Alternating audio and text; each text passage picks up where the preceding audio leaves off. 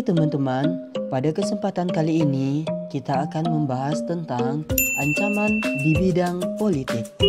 Yang pertama, pengertian ancaman integrasi nasional dalam bidang politik. Sebelum kita membahas tentang ancaman integrasi nasional dalam bidang politik, kita harus tahu dulu, apa sih ancaman itu?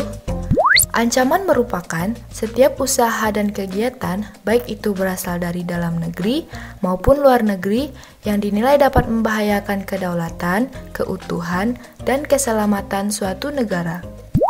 Politik berasal dari bahasa Yunani, yaitu politikos, yang berarti dari, untuk, atau yang berkaitan dengan warga negara.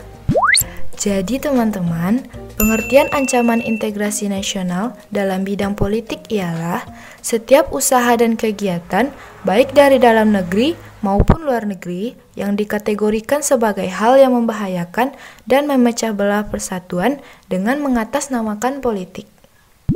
Selanjutnya yaitu penyebab terjadinya ancaman di bidang politik. Yang pertama, terjadinya perbedaan pendapat atau perbedaan pilihan dalam bidang politik. Hal ini biasa terjadi karena setiap orang memiliki pemahaman dan pemikirannya masing-masing. Sebagai contoh, kita dapat melihatnya dalam pemilu atau pemilihan umum. Dalam pemilu atau pemilihan umum, banyaknya terjadi cekcok antar kubu masyarakat atau antar individu. Ini dapat mengancam kesatuan negara Republik Indonesia. Selanjutnya yaitu politik balas dendam. Politik balas dendam adalah keinginan untuk membalaskan dendam karena telah terjadi pemojokan atau kekalahan-kekalahan di dalam bidang politik. Selanjutnya, pemilu yang penuh kecurangan.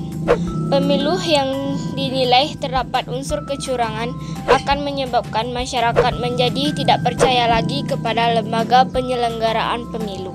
Tidak hanya sampai di situ, rakyat juga akan merasa marah karena aspirasi dan suara mereka disalahgunakan sehingga akan bisa memunculkan pihak-pihak yang akan melakukan provokasi.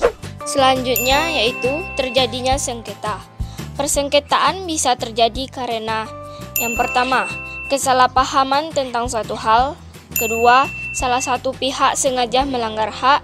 Yang ketiga, dua negara berselisihan pendirian tentang suatu hal. Selanjutnya, pelanggaran hukum.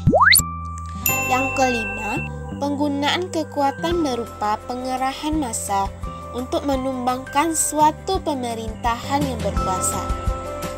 Penggunaan kekuatan ini dapat berupa menggunakan partisipasi rakyat yang tujuannya untuk melemahkan pemerintahan, seperti demo yang dilakukan untuk mempengaruhi proses penegakan hukum.